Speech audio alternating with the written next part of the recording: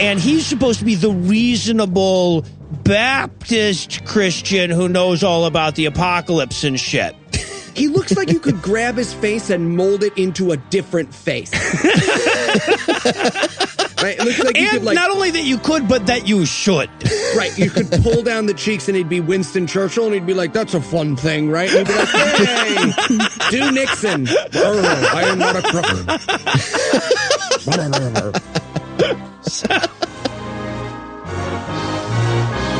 God-awful movie.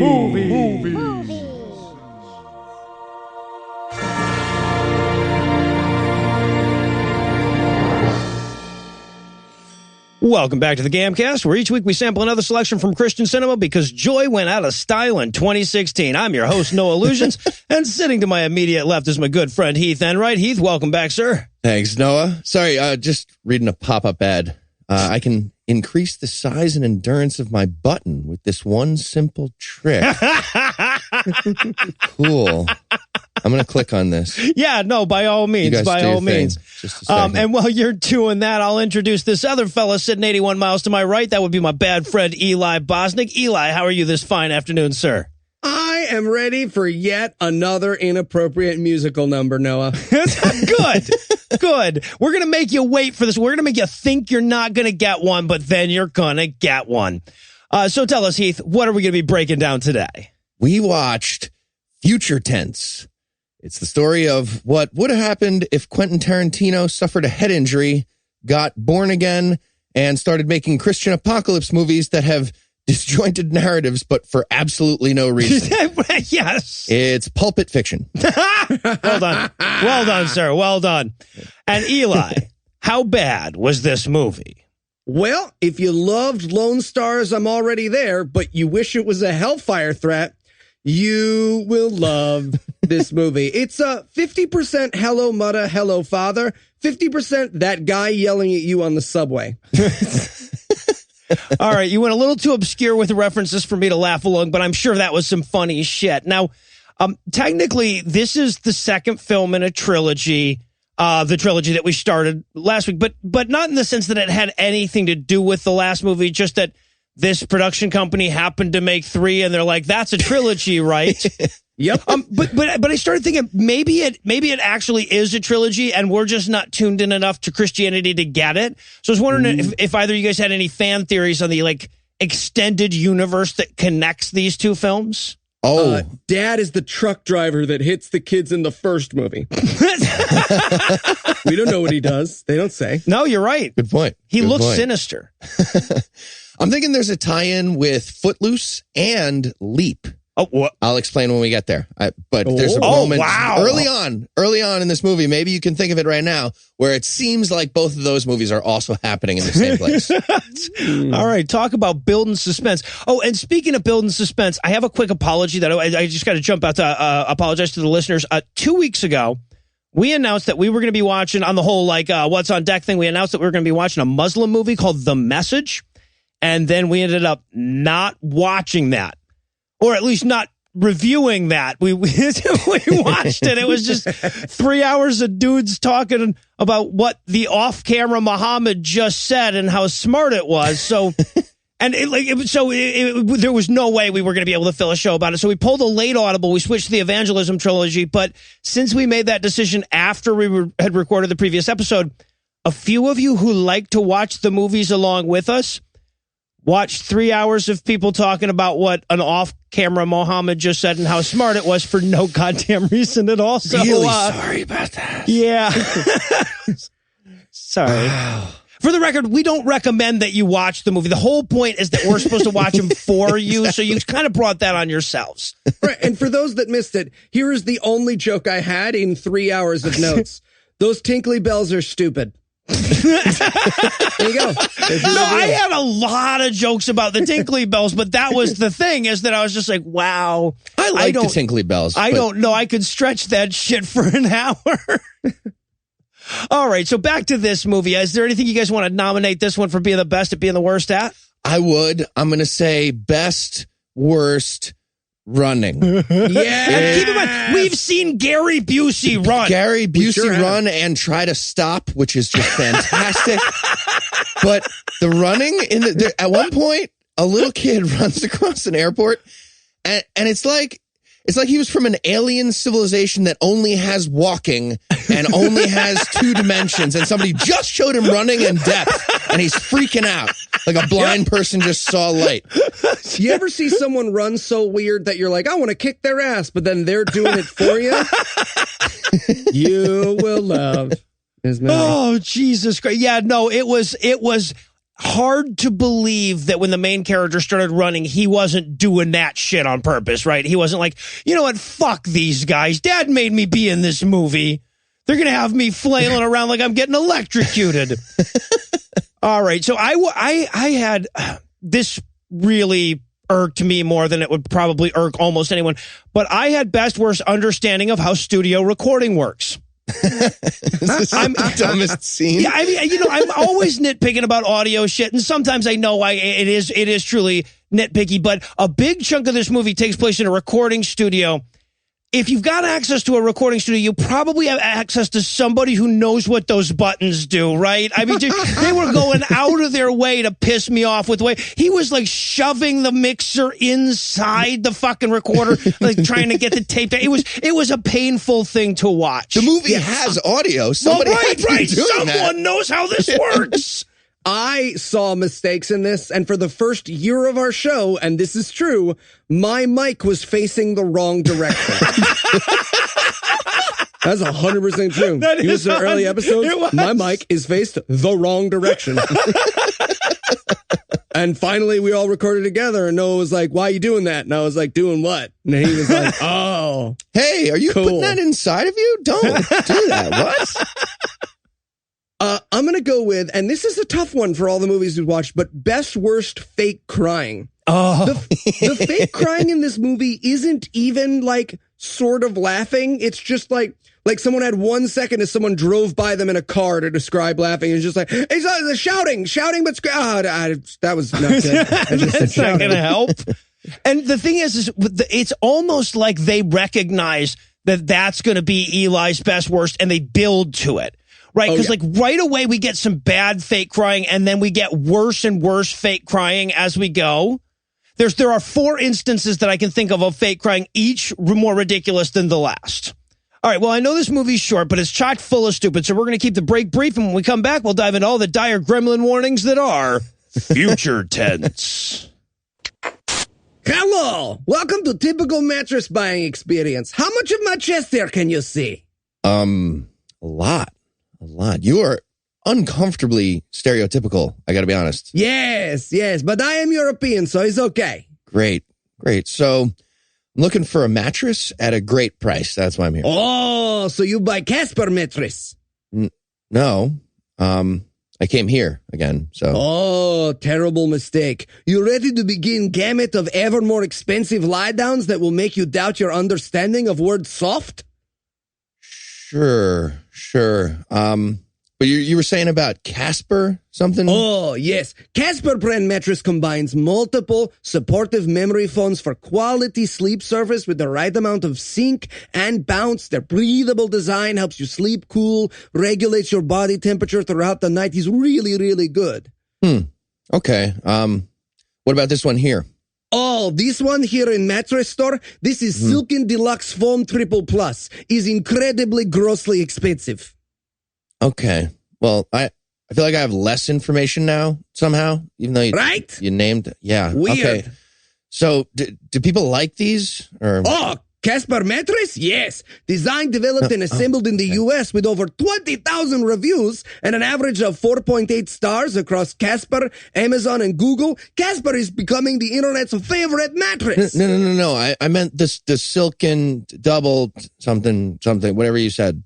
Oh, I have no idea, but I do know that if they don't like it, that is too bad because they are stuck with it.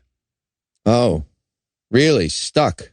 Yeah, what am I, Casper mattress? I mean, with Casper mattress, you could be sure of your purchase with Casper's 100-night risk-free sleep-on-it trial. And here, we don't even let you lie down for too long on the ones that we have on the floor, like the show floor. No, I just want to. You messed up the pillows. Get up. Right. So, if I get one of yours? Well, Casper is delivered right to your door on a small how'd they do that size box with free shipping and returns in the U.S. and Canada. When they sent me one for the podcast, I couldn't believe how easy it was to unpack. And on those rare occasions when I sleep great. Noah, what are you doing here? Oh, it's in the thing that we have to have a personal endorsement, which means we have to break character or include a third person in the sketch for this part. All right. Well, it feels clunky. You're clunky. All right, I'm done. I'm out. Okay. Well, I'm sold on the Casper. Excellent. Start sleeping ahead of the curve with Casper. Get $50 towards any mattress purchase by visiting casper.com/awful and using the code AWFUL at checkout. Terms and conditions apply. Okay, just out of curiosity, though, who would deliver one of your mattresses? Oh, angry delivery guy who hangs out at your house for a while after he drops it out. Okay, gross. Like a while. A while.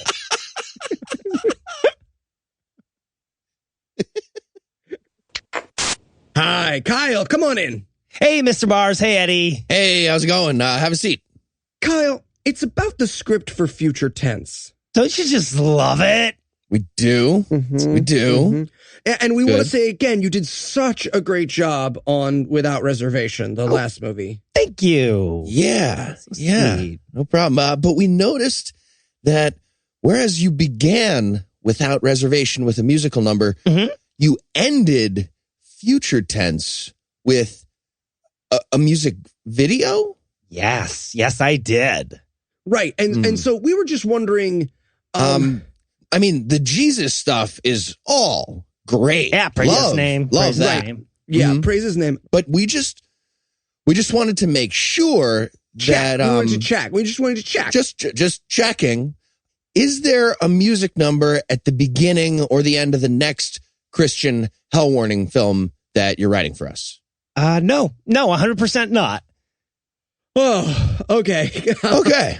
Yeah, Okay. no, great. Because the great. whole thing is a musical. Damn it. Kyle. The whole thing. You know how to use a mixer? And we're back for the breakdown, and we're going to start this off with George of the Jungle title font, followed by a city skyline. Yeah, there's ominous music and then the wacky font for the title. Yeah, right. Boing, Webdings movie. 0 seconds into this movie, and it's confused about its genre. Right. A city filled with people who are going to hell. Also, there's this panning shot of the city, and it's very clear that the person was just holding the camera and moving their hands, because it's just I can't afford a tripod. I'm so sorry. Oh, yes. Okay. Well, and it's trying to pretend like it's a tracking shot, right? So we're seeing the city skyline, but it's actually just a guy spinning nauseatingly in a circle. Yeah. Oh God. We're 18 seconds into this movie, and I have to pause and get off the ride for a minute. And we should point out this whole beginning thing is him reading a part of the Bible. Yeah. Bible? Where it's they're going to make fun of you and you can't let them upset you. And I'm like, yeah, I mean, we are going to make fun of you. But then right after he's done being don't let the mockers throw you off, he takes out the world's tiniest, most ridiculous bicycle helmet and starts a Walkman the size of a toaster. Honestly, it could only be more ironic if it was the mockers will mock, but know that you walk with God. And he just slowly puts on a clown nose and wipes on some grease. Yeah. Yeah. So this is Michael. Michael is sitting alone in a stadium reading the Bible, and he's sad. I thought he was about to get struck by lightning and turn into Coach Dave. I thought that was going to be his origin story. Dave Dobenmeyer all of a sudden. Oh, so good. Just by himself in that weird stadium. Yeah. Every time he talks into his stupid mic. That's a narrow joke. That's a narrow cast joke. Look to up our Dave audience, Dobenmeyer. Every picture of him is this ridiculous empty stadium behind him. He's talking in a press box. Nothing's happening in the stadium. So we see this character. He's sitting up in this stadium all by himself, reading the Bible. He's sad, super sad. And he's got his bike with him. Now he is at 4 rows from the top of the stadium. He has carried his bike up here. seems like an odd choice, but don't worry, they're going somewhere with this. Because he's going to do some sweet BMXing kind of. with a mountain bike. Or destroy his balls, whatever the goal is here. It's unclear. But what is clear is that in my head, all Mars Hill productions begin with, okay, so we're going to get to the hell stuff, but you know what kids like? Let's talk about... Yeah, so he's about to do his sweet bike stunts, but first we have to really like hone in on this monologue. So we see him close his Bible. It's not just any Bible. It's the Bible you can buy from Mars Hill for the low price of $29.99. It's called The Transformers, by the way. Is it really? That's the title of the Bible. I have questions about that. They're trying hard. It's like the kids, it's what they love. Transformers and bikes. The GoBots Bible. All right, well, that's less. And he's trying for like emotional, right? Like as we're getting his narration in his head as he's reading, and he's trying for emotional, but he just sounds like his dad beat him until he read those lines. And his inner monologue is crying. What? So like he's reading a Bible, and he's reading the part that's like, podcasters are going to make fun of us. All right, fine, whatever. It's like a future internet radio show, and don't worry about it. But he's like weeping through it in his inner monologue, and also horribly crying. Yeah. Oh, yeah. Right. Well, this is the first instance of the ridiculous, terrible crying, and this is the best the crying will ever be. But he checks his little $2 Casio watch, realizes he's almost late for school, and so he puts on his bicycle helmet. Now, I want to point out that in the late 80s, only the mentally disabled wore helmets to ride bicycles. I'm not saying it was better then. I'm just saying that's how it was, and that's when this movie was made. Definitely not just for when he's biking. No, exactly. Character. No one at that time did. So anyway, he puts his little helmet on, and then he starts his sweet BMXing on the mountain bike, which is that he's going to bike down the stairs of the stadium. Not quickly. Wouldn't want it to be dangerous. Honestly, I wrote in my notes here, please start riding down the stairs and just tumble to your death. And then he starts doing it. Like, holy shit, badly I was for kidding. Him to just...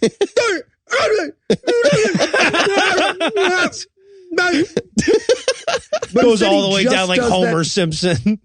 Right, but instead he just does that to his balls. He's just like, this is like, this is a bad idea. And also, by the way, the music note I had on this is, I can fucking rock this guitar. Again, we're really bringing the kids in right here. Some badass. What if everything was an artificial harmonic? He rides down the stadium stairs, but that's not all the badass BMXing he's going to do. He's also got some slaloming. Hello. This is supposed to be like a look at his cool biking skills montage, but it's literally just him riding a bicycle. It really is. Well, now he's going downhill and uphill. Shit, he's got both the hills. Yeah. He can turn. At one point, they literally just have him turning, and then they cut away, and I was like, oh my God, that was supposed to be impressive. Yeah, I guess. Yeah, they have him weaving in and out of pillars, and I'm just like, that's just turning. That's not, there's like, at least make him do a wheelie or something. Well, spoiler alert, he kind of pops a wheelie at the very end. He like hit. It's like me getting off the toilet. The bike track. This is the bike parkour of Leap. This is I see. This is where I think the Leap thing ties in, because there's like, and the Footloose thing. So there's this like, inspirational music going, because it's like the bike parkour montage, and he's just like putting his foot up on a wall as he goes parkour bike and like going past things. I just wanted like Footloose Kevin Bacon to like dance out into the street and they crash, and like Tina from Leap just like shoots him for no reason. Yeah.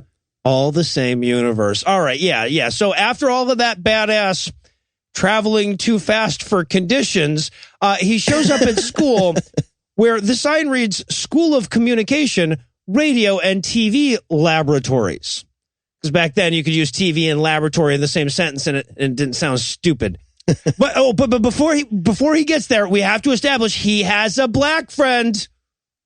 Literally, that is the only purpose of this character. He's like, hey, man, just so you know, you got a black friend. And he's like, yeah, I know, bud. All right. It's always so weird you say that. On with the plot. I'll never see you again. Definitely a conversation that happened at some point. It was like, all right, we started out the last movie with a musical hate crime. Let's show a black guy and a water fountain right away. And because they show it's like one water fountain for everyone. See this? Hello, black friend that I have. Hello, white friend that I have. Cool. I would also use that very same water fountain if I was thirsty. I am not thirsty, but had I been, I would use it. This is a college. I'm educated. So then he has to go check in with a thatch hut made of Aquanet. Oh my goddamn fuck. How did we not, like, I mean, I know the 80s, the hair, whatever, but how did we not know then? Ooh. Yeah. I just don't get it. I think we didn't care. I think we didn't care. And his proximity to this girl is upsetting. Yeah, it's Weinstein-esque. God. His nose is touching her cheek. He's like, hi, I have a reservation for 3:00. And she's like, okay, I can see your pores. And he's like, I mean, technically you can always see my pores. And she's like, no, my dance space, your dance space. Right. She's like the desk person at the studio to like check people in. And she's like, oh, what's your like student ID number? And he starts giving her his phone number to be like flirty, I guess. Yeah. But he had so much trouble thinking of a phone number. He was like counting the number of numbers in a phone number in his head, but also trying to not just say those numbers. The number he came up with, he goes, it's 789 543 1. Yes. It's a real number. I didn't just do sequences. So he goes into the prehistoric version of our studio and he pulls out his Bible, looks at the family photo inside, and then we realize that the reason he's in this studio is to record a letter to his parents. To write a letter that he's going to wrap around a tape that he's going to have also. Anyway, yeah. So, and I want to say, like, I was alive at this point. We had just tape recorders. You did not need a studio, right? We had cassette tapes. That's how we loaded shit onto our computers. This is way crazy overkill. Yeah. It's like buying a printing press to write your family a letter. Yes, right. Right. And by the way, his inner monologue it was crying earlier. Now it's faster than his real body. It is. It's like 10 like a seconds minute ahead of him starting to write and his monologue's already started. Yeah, exactly. Well, shit, this doesn't fit. That'd be a long time for us to watch him write. What if, Right. And his letter is basically, sorry we got in such a big argument last time I saw you because I was super into God. So I recorded me boring you about stupid ass Jesus this time. Now you can listen. The problem was that you couldn't listen to me bore you at your leisure. Well, yeah, right. No, the problem was that you could respond. Right? Like that's it. I'm sorry that we got into that big argument. Let me just say all that stuff, but take out the part where you're allowed to respond with facts and shit. Yeah. And the whole thing, it's just setting up this evil, fundamentalist, atheist family that he's supposed to have. Just like, and he was supposed to be in an argument, like cut to last Thanksgiving. He's trying to like say grace and they're all just fucking each other and like pouring milk on dead babies or whatever. But that they're supposed to be evil for the rest of the movie. Yeah, right, or most right. of it or whatever. Well, yeah, exactly. So, and by the way, this is the movie, right? Him recording a tape for his parents is the film. We will play a bit with the chronology here, but that's the whole goddamn thing. Anyway, so we start things off with him recording, but then we cut away from that to Mom reading the letter he was just writing that comes with the tape. I don't know why you would write a letter and wouldn't you just record the stuff from the letter at the beginning of the tape? It's like, turn over the page and go to 34th Street and Broadway to watch a painting I made of the next part of this message. You will find a phone booth there inside the phone book. Yeah. A Jesus letter of the 5 senses. Taste these cookies. But we have is such a fucking deep cut. Hold on, Oh hold on. man, just a second. crossover I with just- whatever the fuck that movie was called. I don't know what they're named. If you listen to the archives backwards, you do it wrong, guys. You got to go all the way to one and listen up, and then you get all the jokes. Well done, Eli. You can hear us get nicer, too, because we're real mean in the first couple of Confessions of the Prodigal Son. Is that it? I don't know. That Yes, movie? I think I got it. Something Prodigal Son. I think, Return yeah, of the Confessions of a Prodigal Son. I think you're right. I don't know what this movie's called. Yeah, right. There's 125 of them. So anyway, so we've got Mom sitting here at the kitchen table reading the letter, and his the adorable little brother's there, a little 5-year-old Cody. He's like, "What's that, Mommy? Can we listen to the music?" And she's like, "No, it's not music. I wouldn't be anywhere near this depressed." Can we listen to the tape that'll save me from hell, please, Mom? No, we're atheists. And it's may I get saved from hell. Yes, Correct right, him yes, for yes. saying, can I? What the fuck? I don't know. Right. Whatever. We need Mom to be an asshole 7th grade math teacher. But Mom is super hot. Well, like super 80s hot. Yeah, well, She's just all trapezoids and triangles. Like the entire decade had bodies that I describe as sharp. Yes, Just, like yes. pointy. Everybody was pointy shaped. yeah, no, all the angles were acute back then. It was really fucking weird. I don't understand it How did they myself, do but that? so the kid wants to listen to the tape, and she's like, "No, this is going to be that religious shit, and you'll be terrified and have nightmares again. I'll listen to it in the car when you're not around, because we've really got to set this up. We are giving this shit the slow burn." But before we get to Mom listening to it, we have to cut back to Michael, the main character, recording it. Now, they show he tests his levels. It's so stupid. He's clipping like fucking crazy. He's all not just in the red, but all the goddamn way. The thing's breaking. There's like a red siren in the background. Like it's Smoke is T-minus coming out of the explosion. deck. It's like that scene in the submarine movie where they have to dive a little too deep. Right. And he's just like, "Yep, nope, no need to adjust anything there. We'll just keep going." And then he turns the one dial on the mixer that does a thing, right? He just turns it on, turns the talk into it dial, which is on the upper left, and he is ready to go.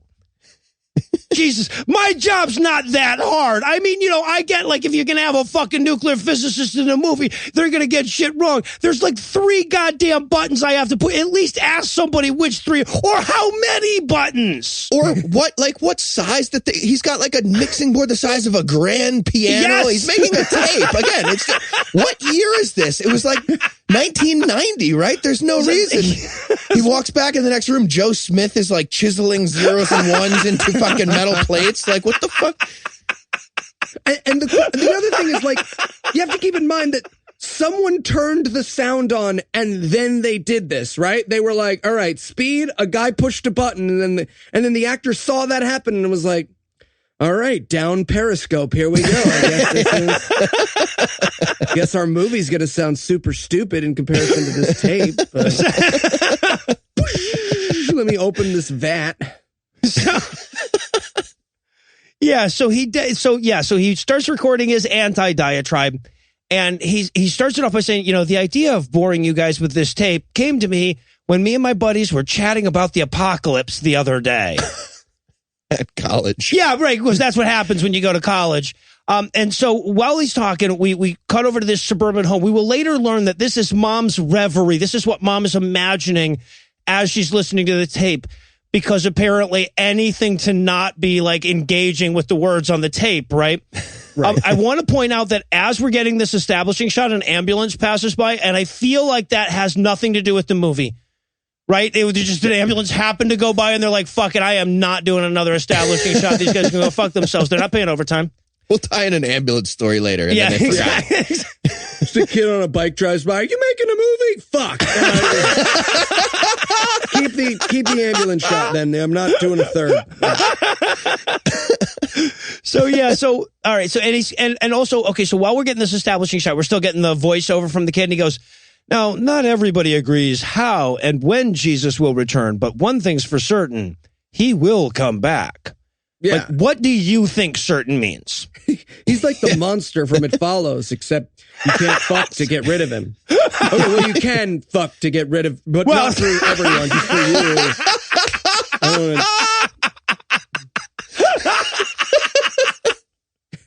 It's all about who you fuck. He goes, there are over 300 passages in the Bible that deal with Christ's return. As though that's evidence, right? But anyway, he goes, and he also doesn't add, by the way, it's mostly in the Jewy parts written by the people who don't believe it's Jesus and would tell you that's not what that passage means. But anyway. But the whole point is that shit's going to get crazy real soon for the end times or whatever. Like, remember those babies you ate at Thanksgiving? It's going to be hard to find those soon.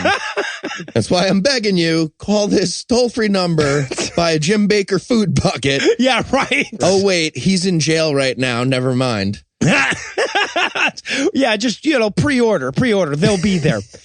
So we cut inside the house. The narration, the voiceover thing cuts off for a minute. We get Mom waking up. She goes in the kitchen, turns on the news, the radio news.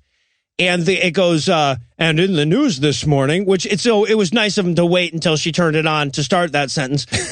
He goes, and in the news this morning, the apocalypse has happened. Everybody's it's fucking crazy. Just fucking nuts. I'm evil. Back to you, Trisha. Literally, it's like, Steve, everyone disappeared and now it's bad for some reason that there are less people. That would be worse. You know when the subway train isn't crowded enough? That's what's going on here, Steve. Well, yeah, he goes, well, we've got Dave in the chopper. Let's check in with him. He's like, it's like a war zone down here. Like, why? How does... there is missing information, right? People are gone, and it's like a war zone. Why are those two things? Right, Jesus shows up, and the guy's like, okay, well, just let me fire this rocket launcher before we go. And he's like, okay, fine. Everyone's been asking that. It's weird. What one thing did you want to fire off before you died? All right, you get it. Yeah, so Mom freaks out. She runs and checks on the daughter. The daughter's just fine. She must be fucking. But then she runs and checks in on the little kid. He's too young for the tribulation, I guess, so he's gone. And she freaks the fuck out. And because it's an end of the world movie, we need the scene where someone looks for someone in their clothes. Right? She's checking out the window just in case her toddler's naked on the front lawn just jerking off. My video went viral about Coney and I can't handle the pressure. I get it. Come back in, kiddo. Y'all forgot about him. He's dead now. I don't know that. I don't know that he's dead. Is he dead? He's dead to you. You don't care. Don't. He could be alive. Just don't. So she What's our definition of alive, I guess, is really the question. Like, he's out of the public eye, and if you don't matter, are you alive? I don't know. So, Jesus Christ. Dude.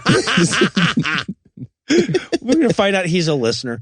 Anyway, so. Joseph Coney? That'd be cool. God, I hope That'd be cool. so.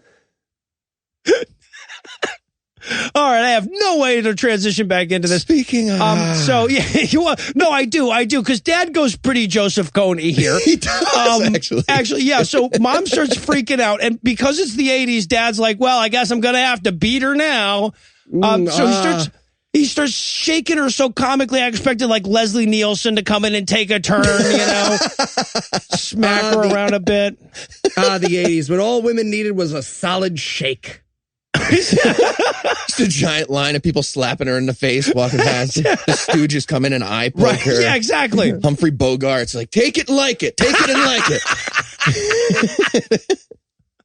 it. So we pull out of this reverie, though. That's all we're going to get for the moment, because Mom's supposed to be listening to this in the van while she's waiting for the daughter to get out of school. The daughter gets out of school, so she has to turn it off real quick, and they have to head home. And the daughter's like, what were you listening to? And she's like, oh, sorry, I was just dreaming about your little baby brother being dead. Really? Why were you smiling super blissfully then? Shut up. Let's go home. Yes. Never mind. So we go home, and it's time for dinner. And this is where we first meet Dad. Dad is a ridiculous-looking human that should never be put out. He looks like a mad scientist was trying to make a game show host, but his girlfriend broke up with him halfway through, and his heart just wasn't in it when he got to the head. Yeah, he is the beginning of sillier and sillier looking humans that are about to enter this movie. I feel like they passed the normal human, and then they were like, no, you know what? We need to, because we're going to have the Muppets in the next couple of scenes, so let's get... We got to ease them in. So they're talking about the Jesus tape. Mom's like, so Michael sent us the Jesus tape. He's all worried about the end of the world like a literal insane person that you see on the streets. And Dad's just like, oh, kids in their colleges are pests and potatoes. Right. And the little kid's like, what's the end of the world, Mommy? And the mother's like, yeah, see, this is exactly why you shouldn't introduce children to religion like that and pretend that it's true. Right. Jesus. Oh, I forgot. You're a kid and you don't have the, but I don't mean it filter yet. See, when you're older, you'll say this stuff, but deep down you'll be like, well, obviously I'm not going to give away all my worldly goods because that's what you would do if you actually thought that. But they never do that because they don't think it's real. Your brother's obviously going to school, so he doesn't think it's real. Otherwise, he would just be studying the Bible or screaming it on the street, or he wouldn't just bother with us. So he doesn't believe it either. This is all very just.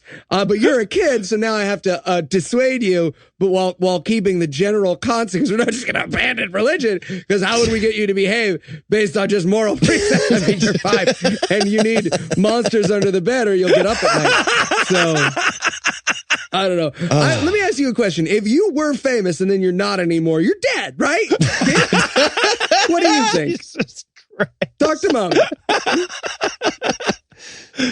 So they accidentally highlight why teaching kids religion is a terrible, terrible idea and is horribly immoral. Because the kid's like, what's the end of the world? And Dad's like, there's no such thing. And the little girl is like, but how do we know that for sure? Your atheism seems too dogmatic. Yeah. Oh, it's fine. We have responsible leaders like Ronnie Reagan and George H.W. Bush in charge of stuff. There's not going to be an end to the world. Relax. Yeah, well, but Dad makes the very good point. He's like, look, for thousands of fucking years, people have been predicting the end of the world. And hey, look outside. It's the world. And literally the movie doesn't know how to answer that. So they're like, right, back to talking. Anyway. Talking. Yeah, so we go back to Michael monologuing in his studios where he's talking about like the consequences of the rapture. He's like, planes would fall from the skies. Governments would be crippled as their leaders disappeared. And I'm like, that's why you shouldn't vote for Christians. I agree. Go, Michael. Finally, someone said it. He's got this great moment where he goes, the police will have a harder time dealing with fewer people. Less crime. More resources for everyone. Fuck. This doesn't work at all, does it? And also, by the way, this kid, his emphasis is so weird. It's like he's just sounding out English phonetically for the first time, right? Or it's like they wrote his line in symbols that he has to then puzzle out. Yeah. And there's also this very weird moment where he goes, and of course, then they'll believe. And it's like, yeah, obviously then they'll believe, but that's because it happens after the prediction. Right. Right? That's the silliest thought in the world. It's like 5 of spades. I just said 5 of spades. 5 of spades. 5 of spades. 5 of spades. Are you doing a magic trick? 5 of spades. Oh, okay. I need to call the police. 5 of spades. I like your helmet, though. Thank you. Also, by the way, and I just want to, again, I know this is nitpicky, but in this scene, you can see his levels at this point, the little lights or you can see where those lights would be if it was turned on, but it's not. So anyway, yeah, they could afford the studio. They just couldn't afford to turn things on. Okay. So now we go back to the post-revelation reverie. Apparently this is Dad's. We'll learn that in a bit. But it's after the apocalypse. Dad's sitting there watching GNN because it is always GNN, right? Every single one of them, somebody's going to pick up the clothes and look inside the shirt as though the kid has shrunk down and is in there now, but he's turned into a fucking insect. And it's always goddamn GNN that's announcing the apocalypse. Anyway, yeah, so Get creative, guys, for fuck's sake. Right. And this GNN is a series of ever sillier puppets for our panel. Honestly, if this panel, and she's introducing them one by one, and if this panel ended in the Eagle Muppet, it would be less silly. Less silly. Yeah. So that's what we're getting. We're getting a panel discussion between educated experts and religious people. You know how they do that on the news. They're like, and here are people who know things, and here are people who also say things. Right. And they could not have found a more visibly crazy person to be the first religious lady. The lady who looks like Gary Busey hollowed her out and just crawled in from behind, but left a face hole. Right, and it sounds like Billy Crystal in The Princess Bride. Yes. She kind of sounds like the Mowage guy. No, that's it. Yeah, exactly. You're talking Judith Ferguson, the religious editor. Yes, yeah. Is that a job? Sure. For newspapers, whatever, yeah. She looks like the librarian for a crack house. She's insane. She's nuts. She's looking in all different directions at the same time and going, it's amazing. Yeah, exactly. Including like fourth dimensional ones and shit. Yeah. Exactly. And she thinks that this is evolution. Oh my. All the people disappearing. It's the argument from why aren't there still monkeys? So at first I thought, why would they be representing religion with the most insane looking and acting human being they could possibly find? But then I realized that this woman is supposed to be like the liberal, non-literalist, doesn't believe in the rapture type religious person. She's the happy medium of reasonable compromise on this issue, I guess. Exactly. So she starts explaining how this is evolution guided by a higher force through quantum. Okay, shut the fuck up. You're done talking. Quantum? Really? Yeah. She called it, there's a quantum leap in the process of evolution. Oh my, she might as well explain how the Heisenberg uncertainty principle is like, that's how the Fed is a Ponzi scheme. Like, fuck you. Stop saying things. You have no idea the words you're using. Yeah, like you would literally have to delete all those words to make a true sentence. Everything she said in that paragraph would have to go. And then we are introduced to the counter to that argument, a literal monkey. And honestly, if the anchor had just been like, and for a counterpoint, an actual monkey. Yeah, exactly. But instead she's like, this is Muslim atheist Jew nerd who we found. He studies psychology at a fucking school. Boo, boo. And it's from Northeastern University, which is a real university. Yeah. But I guarantee they had no idea that's the name of an actual school. They just named a region they don't like plus the word university. They right. Like, yeah, exactly. Liberal Northeastern University. Boo. Yeah, but before we get to him, we have to talk to the Beauregard. The word Beauregard. Yeah, the word Beauregard just pops to my mind when I look at this guy. I'm not sure why.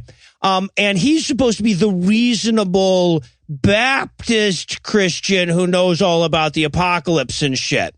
He looks like you could grab his face and mold it into a different face. Right? It looks like you could, like, not only that you could, but that you should. Right. You could pull down the cheeks and he'd be Winston Churchill and he'd be like, that's a fun thing, right? And he'd be like, hey, do Nixon. I am not a crooked. You only die when you're gone in people's memories, guy who made Coney video. That's what the artist is present is all about. What's happening? I'm so confused by this. We watched a short movie and Eli knew he was going to have to vamp. So, I'm sorry. Can I not bring in a little Maria Abramovich to our show? We have some solid Maria Abramovich fans in our audience. They love Thelonium and they love Maria Abramovich and they love wool. I'm so confused. Thelonium? I have no idea what's happening. What's that element? Technetium? That one. Thesaurus. All right. So, yeah, now we're calling back to stuff that happened before we started recording. We talked about thesaurus. Earlier. It's not about them. It is about them. So, Anyway, so Beauregard Nixon says, hey, all the Christians are gone because it's the rapture. And she's like, well, all the Christians aren't gone. You're still here. He's like, I'm not talking about untrue Scotsmen here. Just don't fucking be a bitch. But they actually say that. They're like, wouldn't you be gone? And he's like, well, and the lady says, no, in a Christian movie, this is, I know it doesn't seem like this is suspense, but this is all we've got. So we're going to pause for a commercial break while the people at home chew that one over in their heads. Okay. But we're actually going to see a commercial break. Yes, we're going to watch a goddamn. And by the way, there's no way that this is a paid advertisement for something. This is for a goddamn monster truck rally in some region that never actually, but we watched the whole goddamn thing. Yeah. Oh, it's look, these movies have fuck you'd me a long time. It is hard to say whether or not I've gotten a harder fuck you from these movies than making me watch an ad in a fake TV show. Yeah, right. Moms like you, choose Jeff. Go fuck yourself, Eli. Choose Jeff. Oh, and by the way, we have to cut back. I have no idea why we would have to cut back to this, but while Dad's watching TV, Mom is ominously folding laundry. And Sis is as if to say, well, she still knows her place. She at least still knows her place. The directors just keep stopping her. Cut. Ominous. What are you doing? I said ominous folding. Roll it again. Jesus. Get some professionals. And look, if this fucking movie is taking commercial breaks, I guess we deserve a break too. But first, let me give Act 3 the hard sell here. Will Mom survive the 7 years of bad luck for breaking that mirror? Do Christians think that their paranoid shit is any less stupid than that? Wouldn't it have been funny if the tape deck just ate the cassette in Act 1? Find out the answers to these questions and more when we return for the somnambulistic conclusion of Future Tense. That would have been the best. Right, I really poured my heart and soul into this, Mom. Out the tape everywhere. He gets it wrapped around his neck by accident. Oh, honey, do you have a pencil? I need to slowly. Somebody help! You're making it tighter. You're making it tighter. Cut it. Don't pull. Don't cut it. Don't pull. Don't. No, just cut it. I'm not taking the car apart for this. Just cut it here, and then we'll pull it gently apart, and we'll give it to your baby brother until we learn that stuff has ink on it. Okay. Slice my hand off with a record, and then we'll go around the arm. Great. Now your brother doesn't exist because his art that he created isn't being witnessed by anybody. Are you happy? Are you happy? We're Joseph creating Coney, my do you have a observation, machete? Kelly. What are you, a fucking Hegelian constant, Kelly? No, you killed your brother. You killed your brother, Kelly.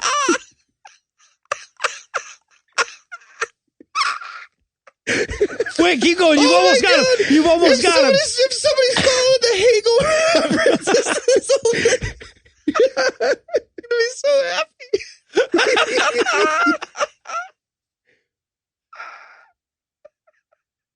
We got a Kantian listener who just takes out their earbuds. That's fucking bullshit. You know that's reductive of the argument. It's obviously not based on the observer principle. This is bullshit. I'm sick of this. I miss when he would talk about being a pedophile. That was fun. Jeez. This is my first episode.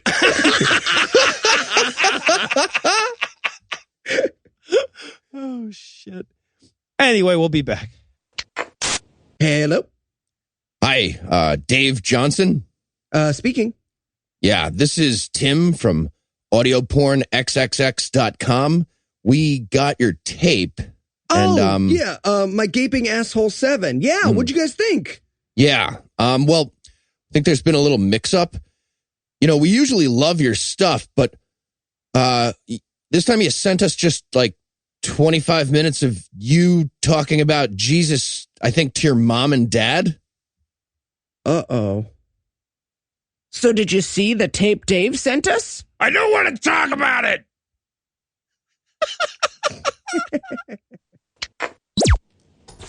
And we're back for more of this shit. When we last left our heroes, they were watching the news, and now they are still watching the news. That's how goddamn bad this movie is. They needed more news stuff, but they put a commercial break in anyway, because otherwise wouldn't have been as stupid. So anyway, we now return you to GNN and the debate already in progress.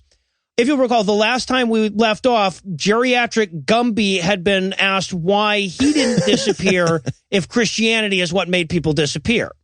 And his answer was, I just converted today. I missed it by like 20 fucking minutes. This is such bullshit.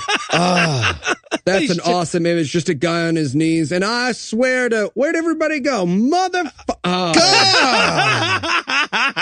This is a bad day. So close.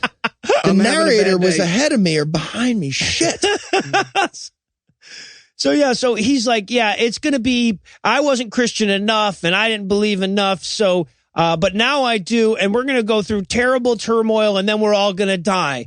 And I'm like, what careless fuck would put this guy on the news? So good. I wanted so badly for them to come back and just be like, and Mr. Powell, how do you respond to criticism that you are a cartoon dog?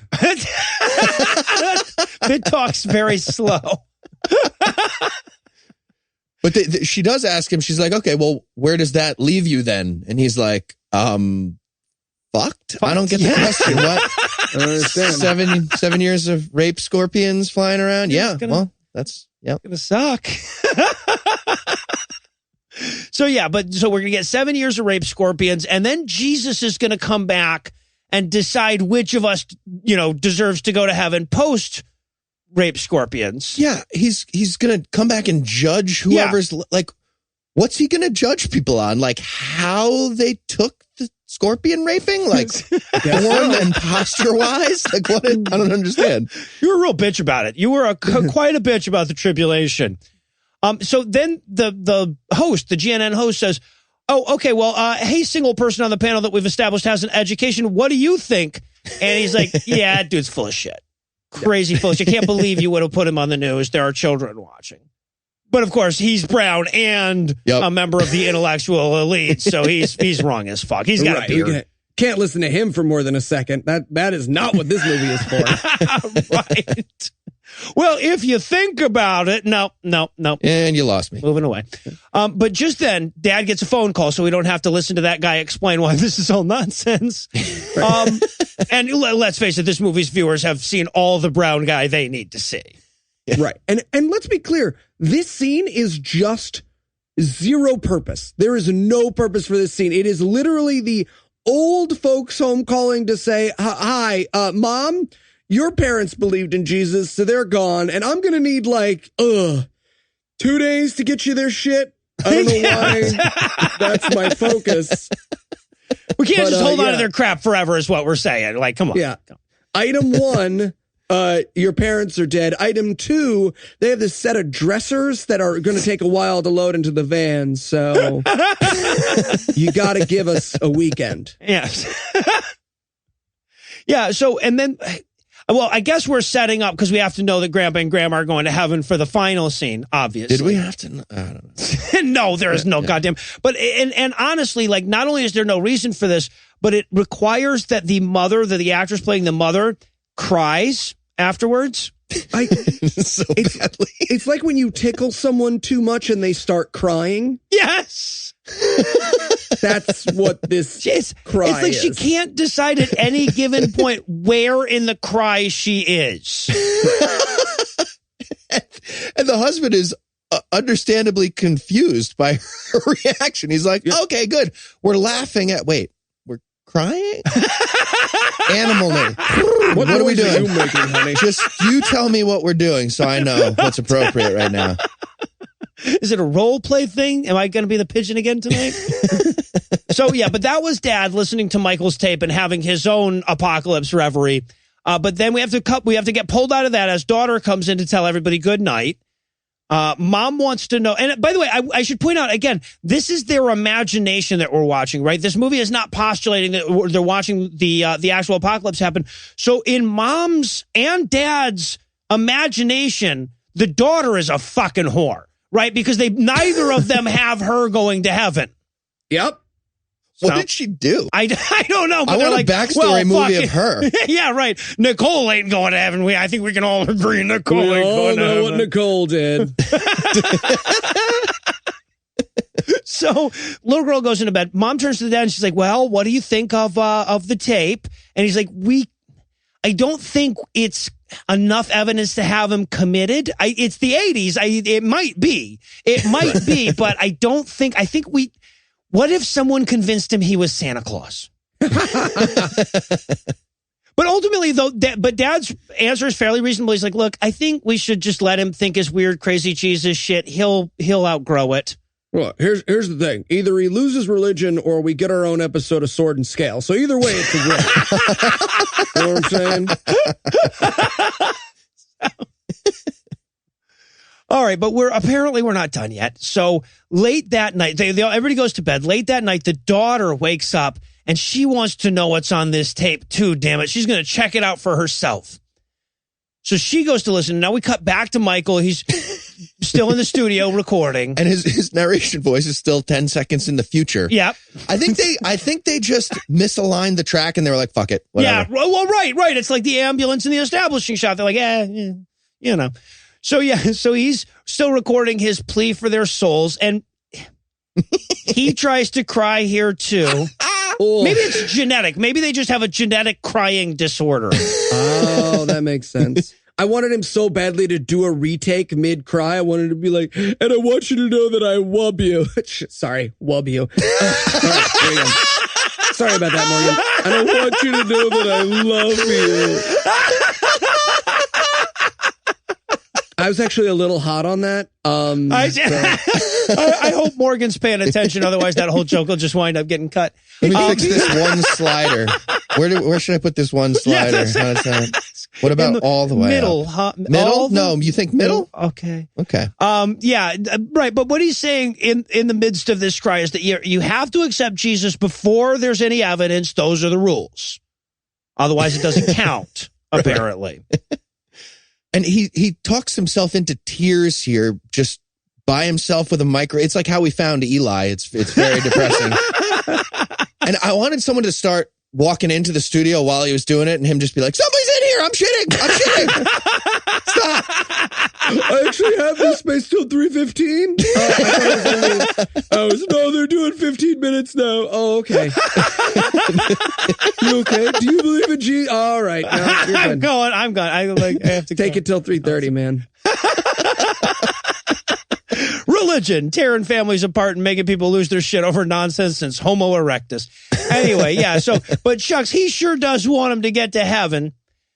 So to get him there, he's going to tell them about a dream he had recently. Great. Now I got to go find and fuck this actor. Right. This is a whole thing.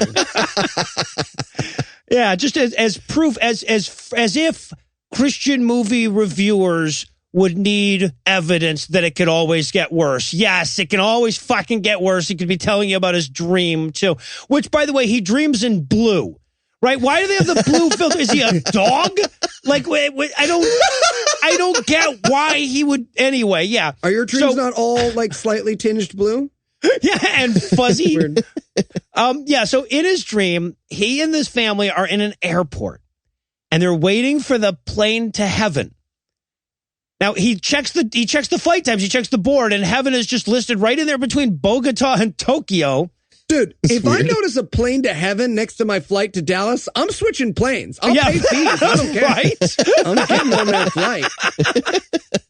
Some guy's just like, fuck, I'm going to Dallas. I feel like, dude, honestly, like, knowing me, I get to the afterlife. If I was a born again believing Christian, I get to the afterlife and they're like, yes, heaven, just get on the airplane. I'm like, where's that elevator go? Because I see it that there's kids getting on. All the kids get to go. Jesus. All right. So yeah. So in the dream, he realizes that it's time for the flight to board. And he says, and Dad, I went to you to tell you that we had to get on the plane, but you said we had plenty of time and none of you guys would go to heaven with me. And Mama and Grandma were telling me to come. But you guys were like, fuck you. I'm reading On the Origin of Species. Get out of my fucking face. We're not getting on that plane. Yeah, and Grandma and Grandpa are already there. So, like, heaven's like a plane because old people and babies get to go first early for some reason. I don't know. Yeah. And now it is time for the silly run. Yeah. Now, okay, let's set the mood. the music that plays right now is what like orcs listen to when they fuck. It's it's fantastic. It's so intense. Yeah. It's like, my music note here is King Arthur removes a splinter from his toe. Because it's not, it's like a shitty, it's like a budget knockoff of Right. O Fortuna. It's real, it's faux Fortuna. It's really bad.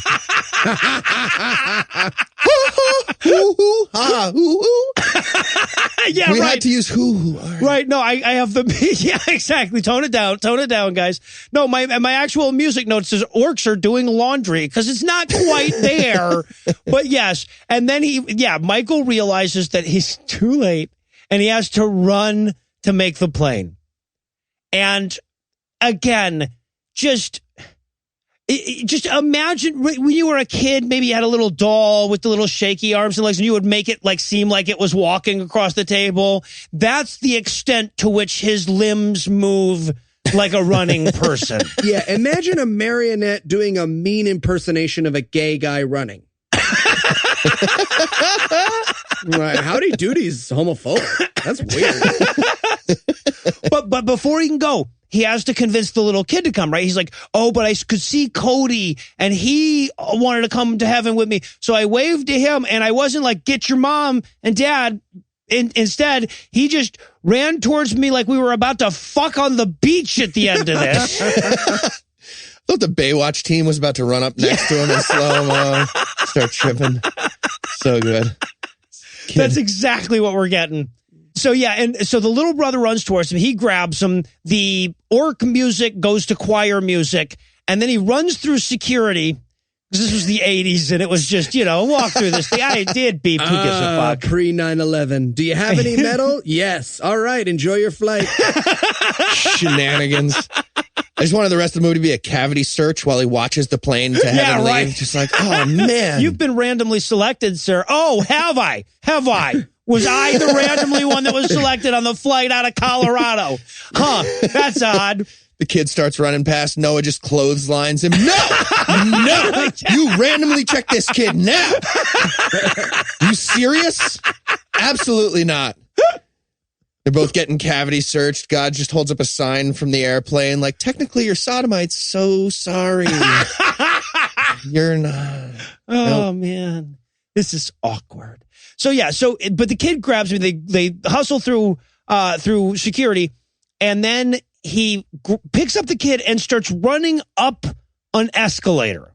This seems like a bad idea. I believe that's a broken leg waiting to happen. Anyway, but I should point out that I guess they paid for a lot of choir music and they were going to use because we watch him run all the way through the airport. He gets on one tram, he gets off at the wrong terminal, has to stand there and wait, because it's like 6 minutes before the next one comes. Anyway, so 9 minutes later, he gets to the gate. Fun fact, flight to heaven, slightly shorter than the flight to Australia. Not a lot of people know that. Also, by the way, he gets to the top of the thing with the gate and they're ready to get it. And they meet up with Grandma and Grandpa here. Yeah. Mm-hmm. Am I the only one who saw a 4-way tongue kiss with Grandma, Grandpa, and the little brother and Michael? You are the only one who saw that. I watched. You got to stop falling asleep during our movies. It's on you. I got to watch this one again. Hold on. You guys got to wake up during my movies. Yeah, no shit. So yeah, and then he goes, the next part of my dream was painful, but nowhere near as painful as it'll be when it's like for realsies though. So he saw him trying to get on, like he's on the plane now, right? He's heading to heaven. And he's like, and I saw you guys trying to get on, but it was too late. The plane was already pulling away. And I'm like, boy, you really got to drive this shit home, huh? Like we wouldn't get the analogy if you didn't. Oh, but then you tried to get on. You motherfuckers. And then I saw you pressed up against the windows by flying scorpions. It was really awkward. I felt really bad for you. And again, like, let's just take a moment. This is this kid's family, and he's like, I'm already on the plane. I feel like if you make a big enough scene, you can get someone on the plane. My wife's been late to planes, and I've just been like, well, I'm in the door. So either you got half a Jew in your door when you land in Seattle, or we wait a minute. What do you think, woman being paid $18 an hour? That's what I thought. You're not an air marshal. That guy's an air marshal. Yeah, the morbidly obese guy. Yeah, him. So, also, We all can see your gun, sir. It's right under your fat. Because you sit on planes all day. Also, by the way, he goes for the cry again here, but he can't quite make it happen, right? Like he goes, it's like watching somebody try to almost sneeze but not quite be able to get it or whatever. But it's like that with a cry. They cut away for a second. They cut back. Somebody threw a bucket of water on his face. Right. Like, okay, well that's not. It's like he went to mom and he was like, I can't fake crying. She was like, well, I can teach you to fake orgasm. And he was like, close enough. Okay. Same thing. Same thing. It's turned into a bukkake video. That's cool. And also there's this bit where it's like, where you can tell that the filmmakers were like, I don't think we're going to be able to make 30 minutes. And the director's like, no, there is literally no rule that says you have to stop watching the airplane take off at any particular point. No, we'll just do 15 minutes of stock footage of an airplane. Yeah, exactly. Right. That's what we get. But then we still weren't to 30 minutes yet. So they're like, all right, what about a montage? You know what? Because we did a lot of weird editing, a lot of gaps. It was disjointed. We'll fill in everybody on the chronology of the movie because they were probably confused. Is that what we were going for here? Yeah, and Yeah, you know gotta what? We connect can those make a dots. music video for Keith Green's Song to My Parents at the same time. It's perfect. Okay, so I didn't figure out that they were like laying out the chronology. So I'm like, oh, okay, we're going to see highlights from the movie. And then I'm like, nope, just lights. Well, Just not high. These are just scenes that could have been chosen with a dart. no, you're right. We got more instant replays of the movie that Yeah, we already right. saw than anything else. Right, exactly.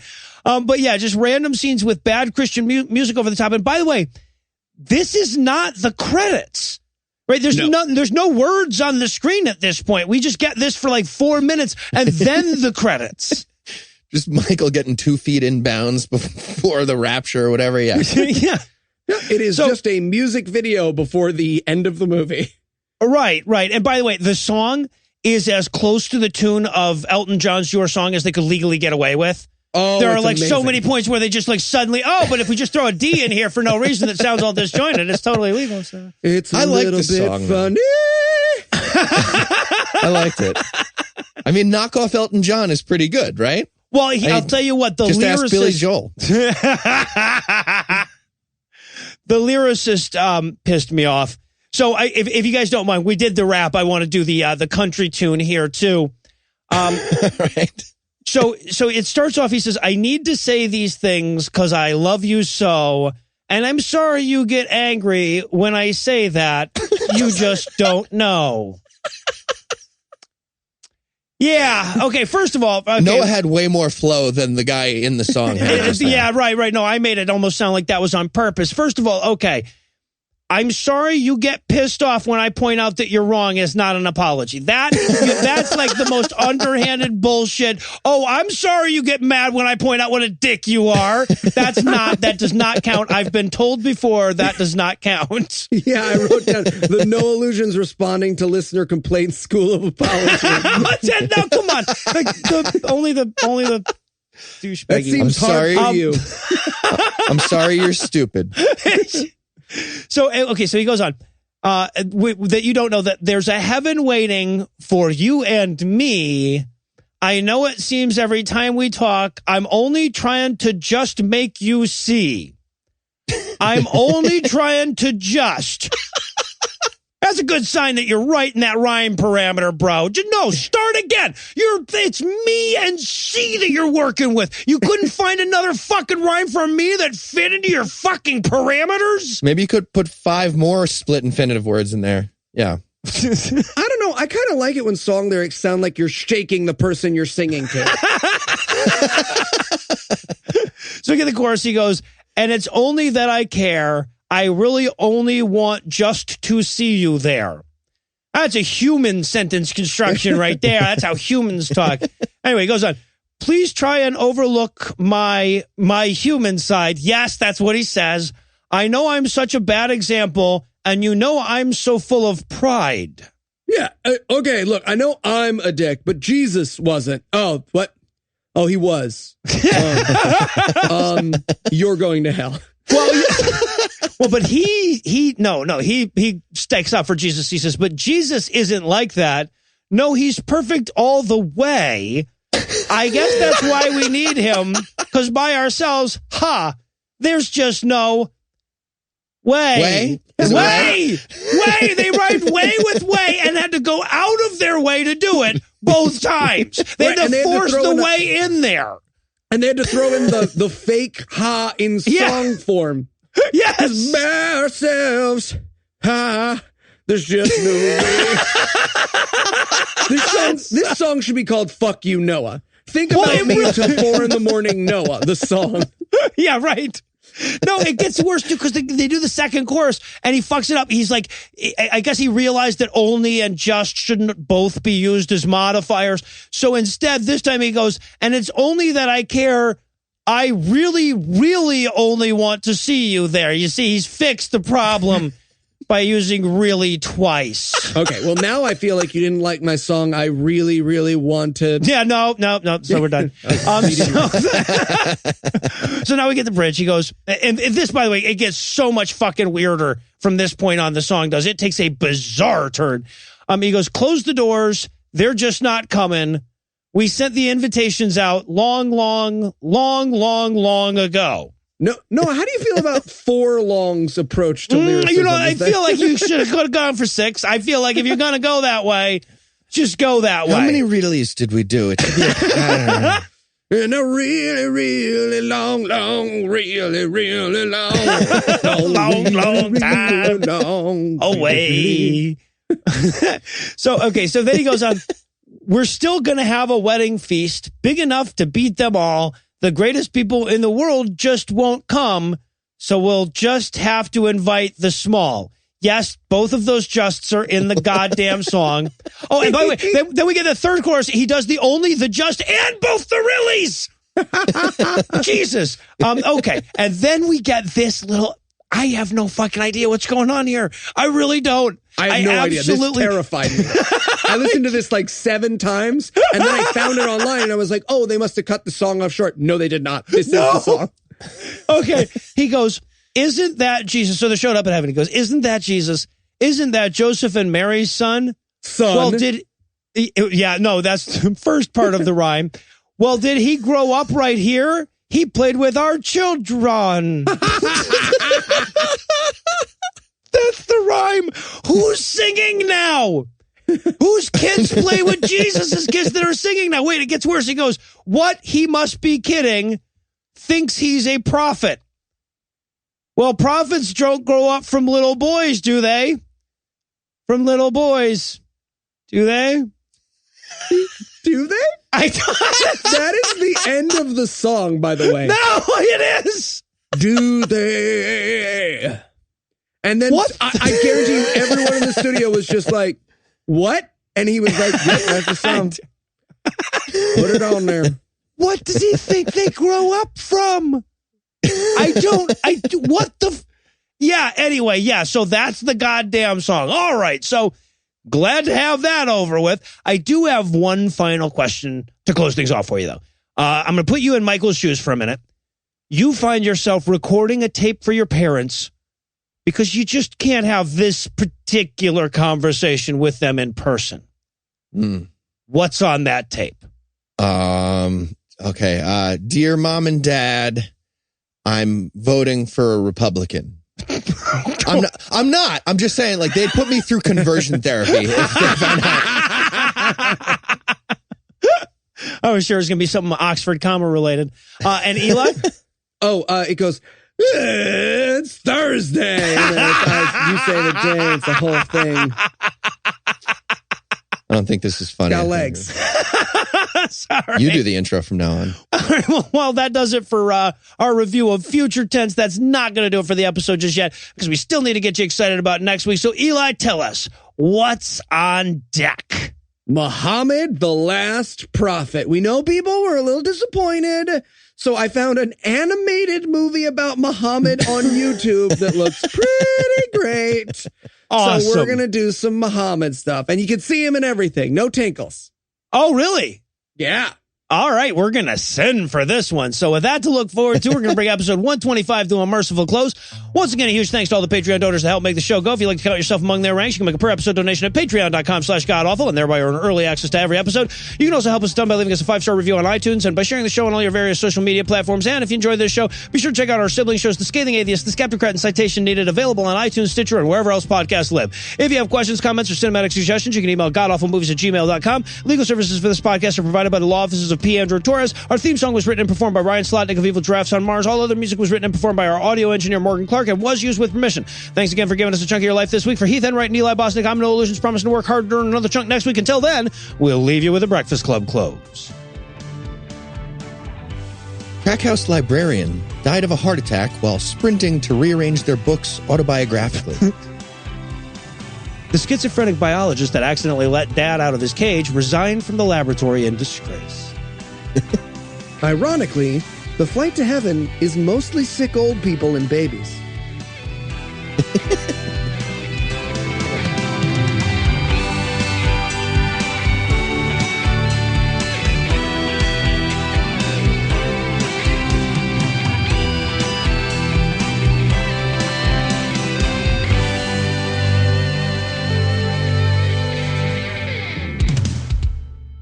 One, 2, 3, 4 degrees is how many we have of them outside. 4. A total of 4 goddamn degrees is how many we have.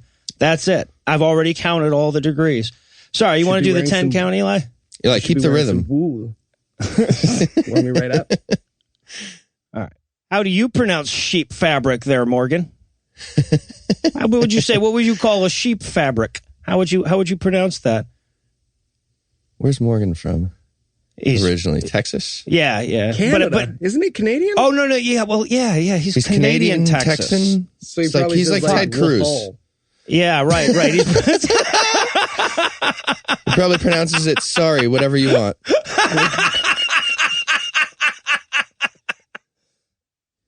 Hello, welcome to Typical Mattress Buying Experience. How much of my chest hair can you see? Apparently, Heath needs a minute. I've had to buy shit from this guy so many times. I need a sip of coffee. Get out of my fucking house. No, right? I don't want your 4 Slavic friends having a weird party here. No. Don't stand there and talk. You're done. You brought me the object. The fucking end. Jesus.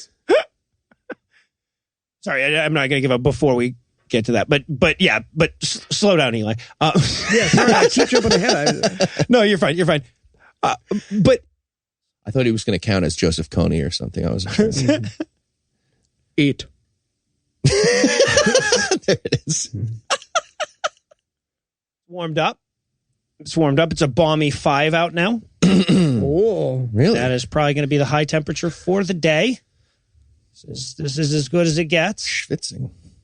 It is like, it's what, 28 degrees colder than the average temperature here this time of year? Fuck. Okay. Well, we're getting through the worst of it apparently Well, early. that's the thing, though. Yeah, right. Like, nothing else winter is going to throw at you is going to seem that bad. It's going to be 27 degrees out, and you're going to be like, this is nice. Odds are we're guaranteed to have, like, a relatively mild rest of the winter. Yeah, exactly. Relatively. Yeah, absolutely. So, yeah. I'm happy about that. I want to go skiing as soon as it's up to 27. It's going to be great. Right. Once it gets warm enough to ski. Fuck. Oh, Jesus. All right. Quick 10 count here from Wuggs. It's Theosaurus. What? The book. With all the extra words in it. All right. I forgot the element. Oh, I see. Technetium? Were you trying to say technetium? That's the one. You said Theosaurus? And you said Theosaurus. I thought you were making a thesaurus joke somehow, and that's what I thought when you explained. I was like, oh, he meant this. Okay. Yeah, but I didn't get it. I just assumed that's what the joke was. Sometimes Eli's humor operates on a higher plane than mine. Chimera, technetium, where me and Eli Technetium sounded fine to me. I had no idea. And I was looking for something no one had ever fucking heard of, right? That was my one guy. And there's one guy in our. Well, actually, I am the world's foremost leading expert on the various phases of technetium. You are correct that goblins are not one of them, but yeah, no, I feel stupid. And there's this whole big thing on wool. I was already feeling stupid for mispronouncing technetium, and then I was just like, no, all the dictionaries seem to say it's wool, and I'm just like, well, it's British then. Fuck all y'all. I know what sheep make. Go to England. Been to England. Hang out with Marsh, where skepticism changes shit. Yeah, they don't have.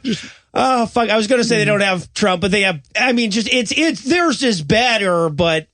The dumb is there, too. Marsh doesn't use an Marsh Oxford has comma. like 3 meetings and homeopathy's illegal. They shot all the homeopathists. I didn't realize you had it that easy. All right. I'm ready to go on the skits. The preceding podcast was a production of Puzzle and a Thunderstorm, LLC. Copyright 2018. All rights reserved.